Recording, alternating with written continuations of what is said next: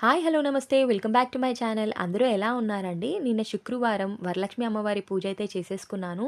ఇక్కడ దీపమైతే వెలిగిచ్చేస్తున్నాను. రకరకాల పూలు, రకరకాల పళ్ళు, 5 రకాల నైవేద్యాలతో అయితే పూజా కార్యక్రమం ఫినిష్ చేసేసుకున్నానండి. వరలక్ష్మి అమ్మవారి కటాక్షం మా ఫ్యామిలీ మీద, అలాగే మీ అందరి మీద కూడా ఉండాలని మనస్ఫూర్తిగా అమ్మవారినైతే ప్రార్థించేసుకున్నాను.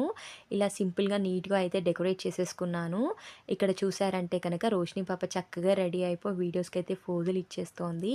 పూజ కోసం నేను కొత్త చీర, జాకెట్టు, రకరకాల పూలు, రకరకాల పళ్ళు, డబ్బులు, 5 రకాల నైవేద్యాలు, పులిహోర, దద్దోజనం, పాయసం, శనగలు, పరమాన్నం అయితే రెడీ చేసుకున్నాను. లలితా సహస్రనామంలో కూడా ఉంటుందండి.